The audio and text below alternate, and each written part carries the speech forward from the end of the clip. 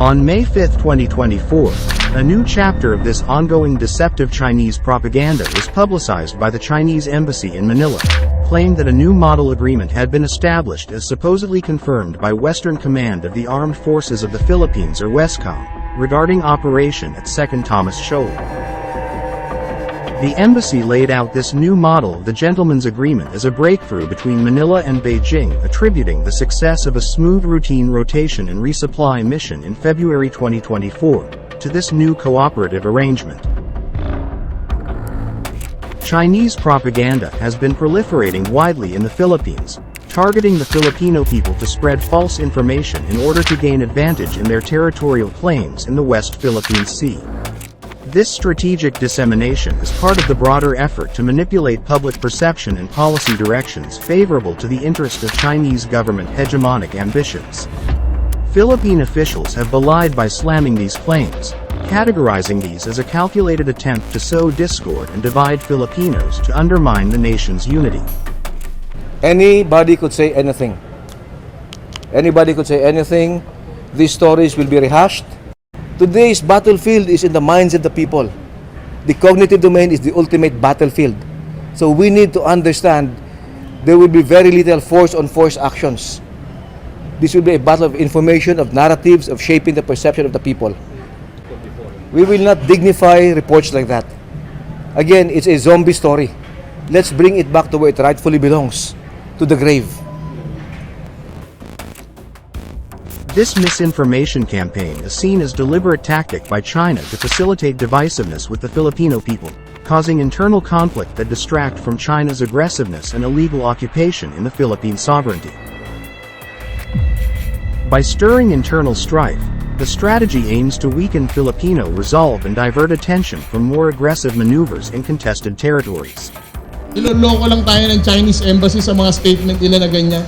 Huwag tayong magpaloko dahil pinag-aaway-away lang nila tayo.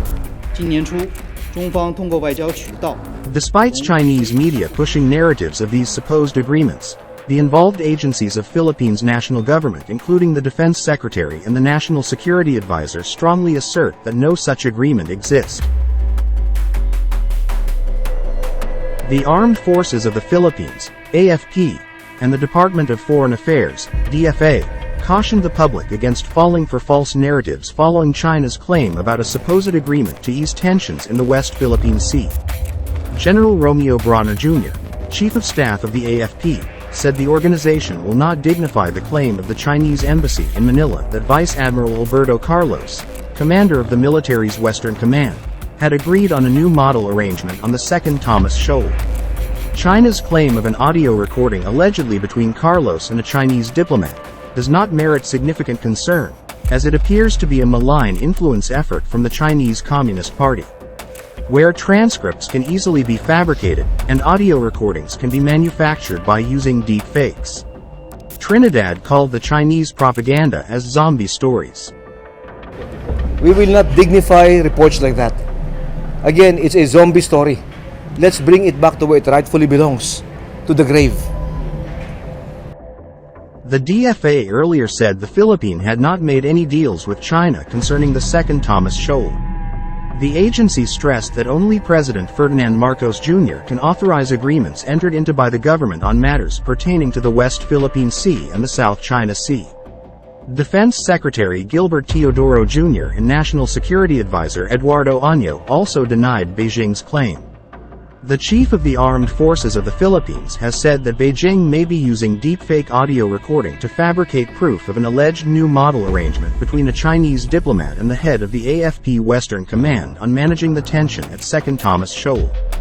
Brawner urged the public and the media to handle such reports with care and to avoid spreading unverified information that could further escalate tensions or mislead public opinions. Echoing the AFP, the DFA also warned against being swayed by deceptive narratives. Resorting to tactics such as releasing unverifiable recordings of supposed conversations with Philippine officials could demonstrate efforts to sow discord and confusion among Philippine agencies and the Filipino public. It also reminded diplomats to strictly adhere to the 1961 Vienna Convention of Diplomatic Relations, which states that it is the duty of all persons to respect the laws and regulations of the receiving state. They also have a duty not to interfere in the internal affairs of that state. Department of National Defense Secretary Teodoro urged the Department of Foreign Affairs to look into how individuals from the Chinese embassy supposedly recorded a phone conversation between Carlos and a Chinese diplomat on a so-called New Model Agreement on rotation and resupply missions to Ayungin Shoal. The defense chief said those involved in the alleged wiretapping and violation of international relations protocols should be expelled from the Philippines, if the accusations are verified.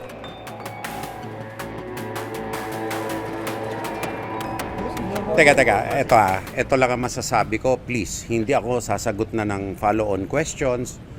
Pakinggan nyo na lang. Sana naman wag i-editorialize, wag i-heading na iba ng ating mga home stations. Di umano, may pahayag ang Chinese Embassy sa Pilipinas na merong kunong alleged recording sa isang kawani ng Armed Forces of the Philippines, the authenticity of which I doubt, given the propensity of the Chinese government to engage in malign information activities. Ngayon, ito ang dapat natin tutukan at dapat intindihin ng ating mga kababayan. Kung itong statement ay totoong galing sa Chinese Embassy na sila ay nag-recording ng sino man sa Pilipinas, sila ay umaamin na lumabag sila sa batas ng Republika ng Pilipinas, particularly the anti-wiretapping law. At sila ay naggumawa, kung totoo man ito, ng bagay na labag sa international relations at labag sa batas dahil hindi sila nakipag-ugnayan sa Department of Foreign Affairs at sila'y umoperate na pailalim kung totoo ito. So, sa ganang amin, ito ay iiwanan namin sa Department of Foreign Affairs na alamin ang katotohanan kung ano talaga ang nangyari at kung ito talaga ay nangyari dahil ito ay gawain di umano ng Chinese Embassy mismo na paglalabag sa batas ng Republika ng Pilipinas. Dapat alamin kung sino ang responsable dito at alisin sa Republika ng Pilipinas. Sa ganang amin, kami ay magpapatatag ng aming operational security measures given the fact na meron na talagang disinformation, malign influence, at hindi kanais-nais na mga gawain ang mga ahente ng ibang gobyerno.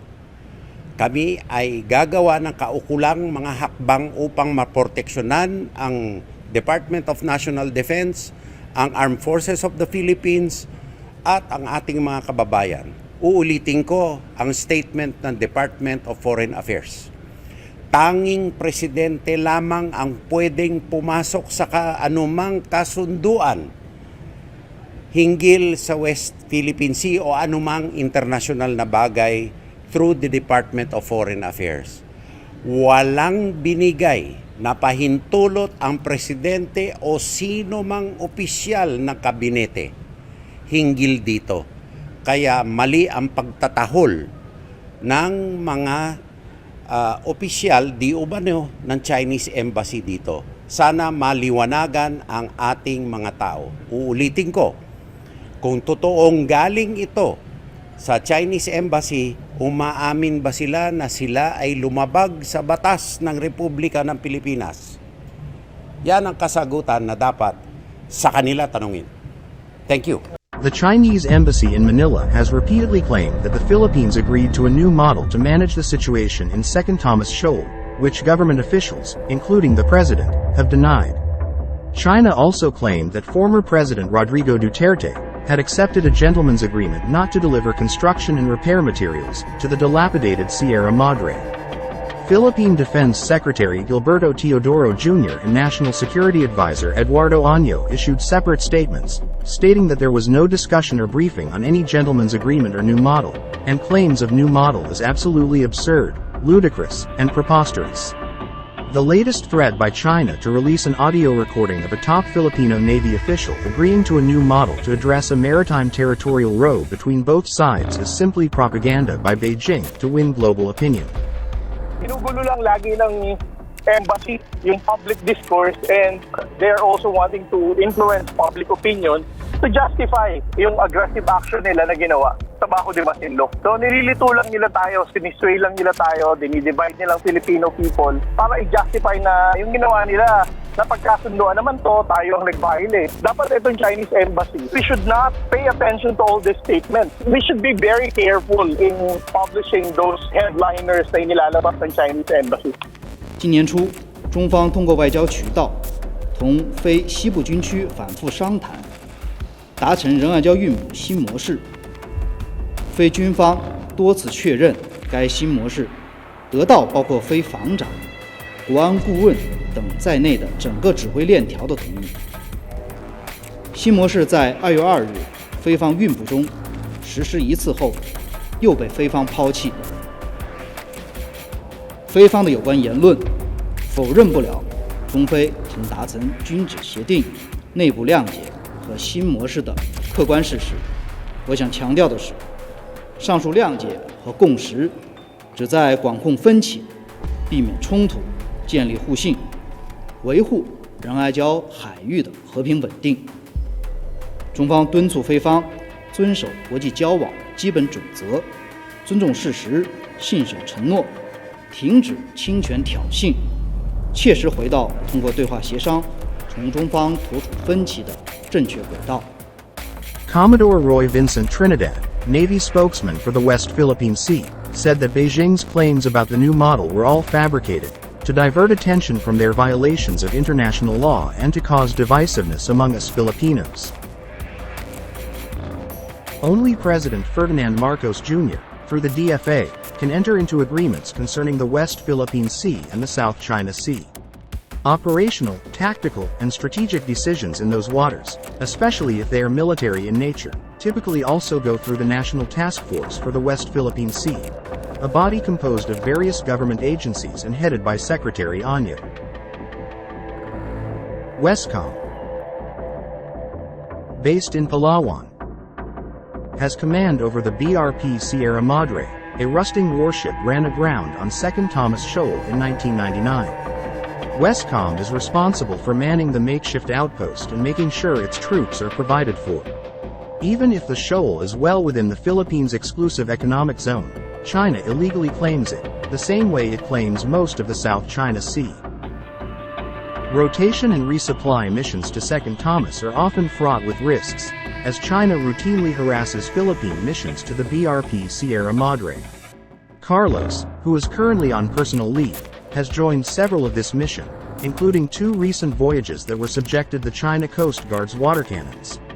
China has refused to recognize the 2016 Arbitral Award, which invalidated its sweeping claim of the South China Sea. China's threat to release the supposed recording is the latest in Beijing's word war with Manila over the South China Sea. It has insisted that the Philippines reneged on supposed promises to manage tensions in those waters, even if Beijing itself has said that these agreements, including one made under the previous administration, were informal.